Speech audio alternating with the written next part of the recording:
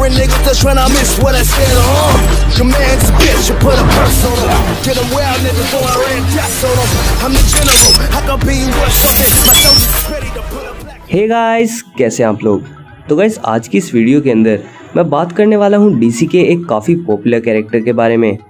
तो गाइस आप सभी जानते ही हैं कि एमसीयू में इंट्रोडक्शन के बाद से ही doctor Strange super hero fans का one of the favourite character बन चुका है अपनी मैजिकल और मिस्टिकल पावर्स की वजह से। मगर क्या हो कि मैं आपको बताऊं कि डॉक्टर स्ट्रेंज डीसी कॉमिक्स के काफी पॉपुलर कैरेक्टर यानी कि डॉक्टर फेट का अडेप्टेशन है।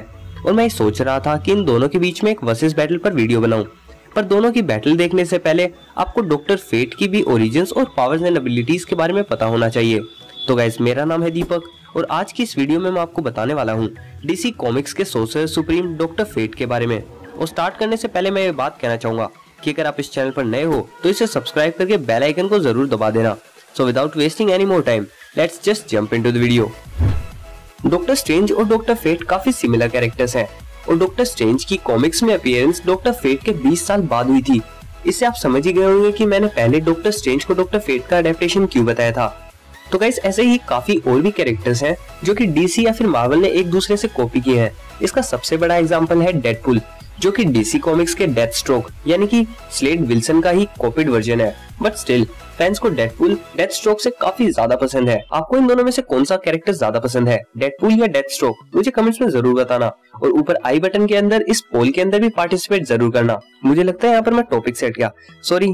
फिर से आते हैं वापस डॉक्टर फेट के ओरिजिन के ऊपर। तो गाइस डॉक्टर फेट को मई 1940 की मोर फन कॉमिक्स के इशू नंबर 55 में इंट्रोड्यूस करवाया गया था और इसके complete comic book origin story के बारे में बताया गया था मोर फन कॉमिक्स के ही इशू नंबर 167 में।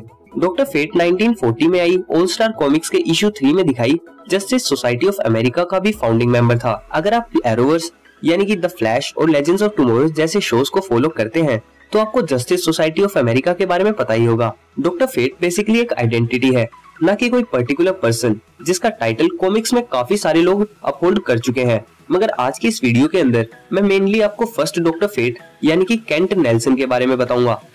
काफी सारी मेन कहानियों की तरह ही इसकी स्टोरी भी स्टार्ट होती है फ्लैशबैक से ही, जहां 1920 में आर्कियोलॉजिस्ट स्वेन नेल्सन अपने बेटे केंट नेल्सन के साथ पिरामिड्स की मिस्ट्री सोल्व करने के लिए इजिप्ट के एक्सपीडिशन पर निकलते हैं और इजिप्ट के उरू शहर में पहुंचते हैं।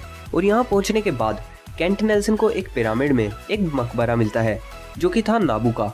नाबू एक एंशिएंट इमोर्टल था जो कि हजारों सालों से उस मकबरे में बंद था। नाबू के ओरिजिन के बारे में 1978 में बताया गया, जिसे मैं इस वीडियो में आगे डिस्कस करूंगा।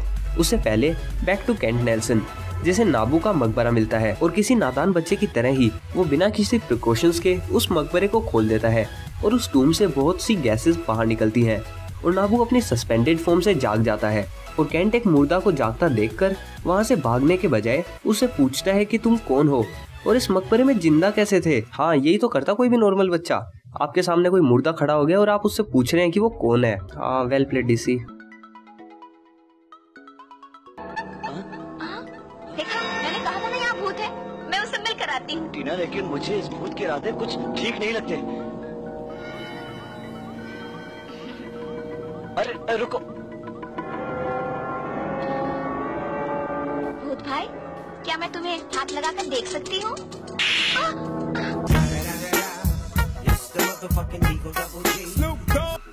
नाबू केंट को बताता है कि उसका नाम नाबू द वाइज है। वो एक एलियन है जो कि प्लेनेट सीलिया से है और उसकी एज 5 लाख से भी ज्यादा है और अपनी बॉडी के मॉलिक्यूलर स्ट्रक्चर पर कंप्लीट कंट्रोल होने की वजह से वो अपने आप को जितने चाहे उतने सालों तक सस्पेंडेड फॉर्म में रख सकता है।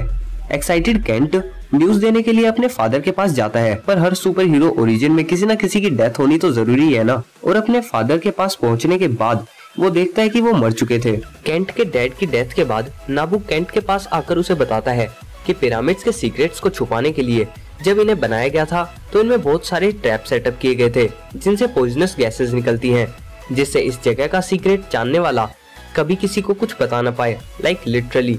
इसके बाद नाबू केंट से कहता है कि मैं तुम्हारे लॉस के लिए ज्यादा कुछ तो नहीं कर सकता, मगर मैं तुम्हें यूनिवर्स के सीक्रेट्स और सोर्सरर्स के मैजिक्स के बारे में जरूर बता सकता हूँ ताकि मैं तुम्हारे लॉस को रीपे कर सकूं। इसके बाद अगले 20 साल तक यानी कि 1940 तक नाबू केंट को सोर्सरर और मैजिशियंस की स्किल्स सिखाता है और उसकी ट्रेनिंग कंप्लीट हो जाने के बाद नाबू उसे helmet of Fate amulet of Anubis और क्लोक ऑफ डेस्टिनी देता है और बोलता है कि आज से ये तुम्हारा सूट होगा और तुम्हारा मेडअप नेम होगा डॉक्टर फेट। खैर उसने ये नहीं कहा था कि तुम्हारा मेडअप नेम होगा, जो भी है। इसके बाद 1940 में ही केंट नेल्सन मिलता है इंजा कैनर से और उसे ये पता चलता है कि इंजा रीइंकार्नेशन है, यानी कि पुनर्जन्म है उसके पिछले जन्म की वाइफ का, और डॉक्टर फेट को अपने फुल पोटेंशियल पर पहुंचने के लिए इंजा का उसके साथ होना बहुत ज्यादा जरूरी है। और फिर केंट और इंजा शादी करने के बाद अमेरिका पहुंचते हैं, जहां केंट डॉक्टर फेट के मेडअप नेम के साथ अपना सुपर हीरो करियर शुरू करता है। तो ये थी फर्स्ट डॉक्टर फेट की ओरिजिन स्टोरी। पर जैसे कि डॉक्टर स्ट्रेंज के साथ आई ऑफ एगोमोटो और क्लोक ऑफ लेविटेशन की बात करना जरूरी है, वहीं डॉक्टर फेट के साथ भी उसके हेलमेट, एमुलेट और क्लोक के बारे में भी जान लेना चाहिए। मगर उससे पहले मैं आपको नाबू के ओरिजिन के बारे में बता देता हूँ। तो नाबू के ओरिजिन स्टोरी के बारे में हमें बताया गया था 1978 की डीसी स्पेशल सीरीज नंबर 1 में, जहां हमें ये पता चला कि नाबू कोई मामूली एलियन नहीं था, पर इटर्नल्स लॉर्ड्स ऑफ ऑर्डर में से एक था। लॉर्ड्स ऑफ ऑर्डर एक ग्रुप है सुपरनेचुरल बीइंग्स का, जिन्होंने अपनी लाइफ और अपनी सारी पावर्स यूनिवर्स में ऑर्डर और कॉस्मिक बैलेंस की मेंटेनेंस में लगा दी थी। और नाबू ने अपने प्लेनेट सीलिया से एंशिएंट इजिप्ट में पहुंचने के बाद अपने गॉड लाइक फॉर्म को सील कर दिया था और अपने आप को ह्यूमन फॉर्म में बदल लिया था। और केंट नेल्सन ने डॉक्टर फेट बनने के बाद नाबू के गॉड फॉर्म को अनलॉक कर दिया, ताकि वो नाबू की पावर्स फुल पोटेंशियल पर यूज कर सके, क्योंकि नाबू की सोल खुद डॉक्टर फेट के हेलमेट में ही रहती है और हेलमेट पहनने वाले को नाबू की सोल पोजेस कर लेती है। इसका मतलब ये कि जो कोई भी डॉक्टर फेट बनेगा वो सिर्फ नाबू की सोल का होस्ट बनेगा, और डॉक्टर फेट बनने के बाद उस बॉडी का कंप्लीट कंट्रोल नाबू के पास ही होगा। तो यहीं पर बात आती है डॉक्टर फेट के हेलमेट की, क्योंकि नाबू की सोल इसी हेलमेट के अंदर ही रहती है और ये हेलमेट ही नाबू के सोल और इसे पहनने वाले के बीच कनेक्शन बनाने का काम करता है, ताकि हेलमेट पहनने वाला लॉर्ड्स ऑफ ऑर्डर्स की पावर्स को यूज कर सके।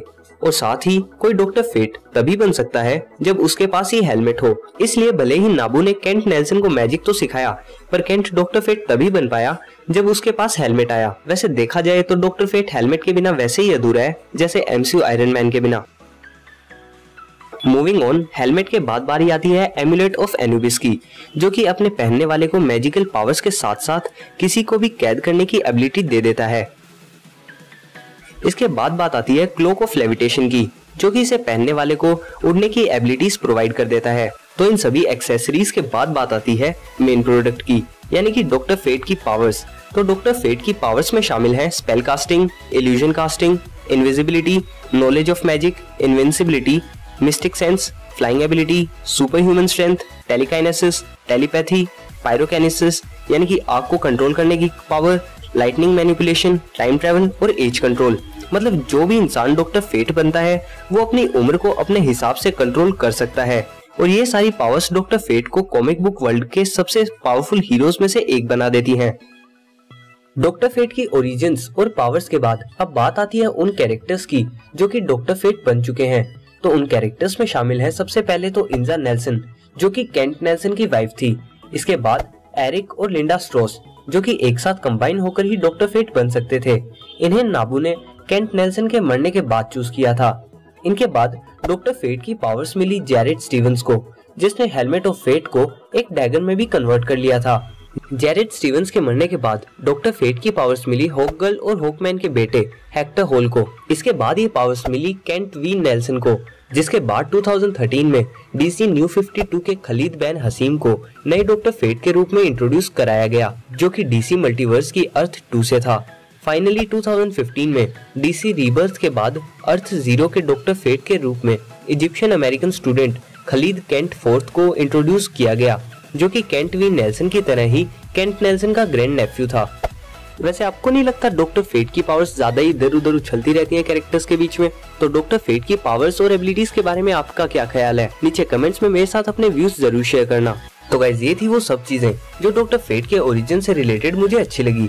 आई होप आपको ये ओरिजिन स्टोरी और डॉक्टर फेट का कैरेक्टर पसंद आया होगा। तो गाइस अगर आपको ये कैरेक्टर और ये वीडियो पसंद आई हो तो इसे लाइक करना मत भूलना। इस वीडियो का लाइक टारगेट रखते हैं 100 लाइक्स का। 100 लाइक्स कंप्लीट होते ही मैं Doctor Strange versus Doctor Fate पर एक वीडियो जरूर बनाऊंगा, और साथ ही फ्यूचर में ऐसी ही और भी वीडियोस को देखने के लिए चैनल को सब्सक्राइब करके बेल आइकन को जरूर दबा देना। तो गाइस मैं मिलता हूँ आपसे नेक्स्ट वीडियो में। Until then be dynamic and don't fear to do what you love. Piece.